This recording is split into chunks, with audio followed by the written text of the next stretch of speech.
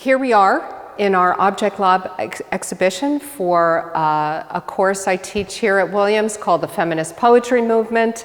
This course is an interdisciplinary course that looks at the intersections of poetry, politics, and art in the middle of the 20th century, the 60s, 70s, and 80s, around feminist poetry and the women's liberation movement. When I started the course, I was thinking about, okay, so we have an Object Lab exhibition. We feature a lot of feminist artists from the period in this exhibition. And I thought, how can I bring together the visual and the textual in order to create an assignment that's meaningful for students? So thinking this through, I thought that I would ask the students to write an ekphrastic poem. An ekphrastic poem is a verbal representation of a visual representation. And so it's a good way to bring together image and text in their work and to really apply what they've been learning all semester. So let me explain a little bit more about ekphrasis. So one of the most famous examples of ekphrasis is W.H. Auden's Musée des Beaux-Arts, which is a 1938 poem.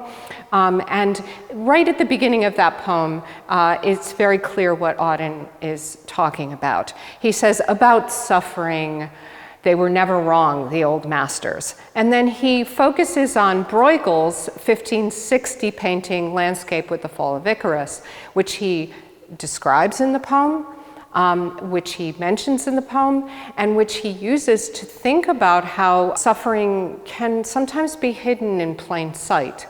So I wanted the students to think about, what does this mean for a feminist? So how does a feminist use ekphrasis? How does it develop during this movement? How is it useful? I use the example because it's important for students to have examples before we actually talk about this. Use Muriel Rukeyser's 1968 poem, Kathy Kollwitz, which is inspired by the German artist Kathy Kollwitz and her anti-war, specifically her anti-war lithographs. The really significant lines there in that poem is, what would happen if a woman told the truth about her life?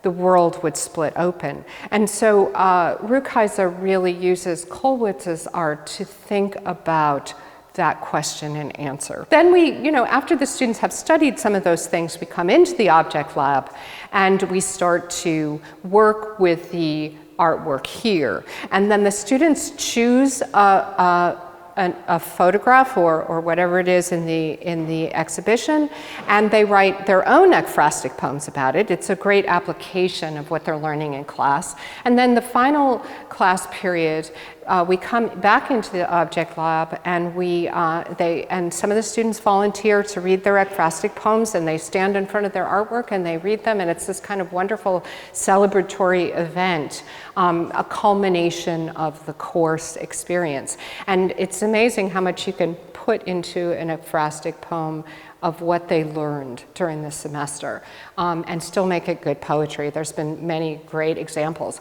The last thing I wanted to talk about here is this particular work by Nancy Spiro is really interesting. It's called Androgynous Bomb and Victims, done in 1966. She was an activist feminist artist who was an anti-war artist as well, and was really critiquing the Vietnam War and the kind of suffering going on with the Vietnam War.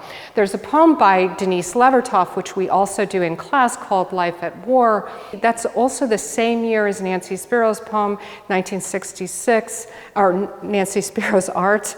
And it could be almost an ekphrasis of this particular artwork. And so I try to find many, many ways to bring together the visual and the textual and how they're speaking to each other during this particular time period.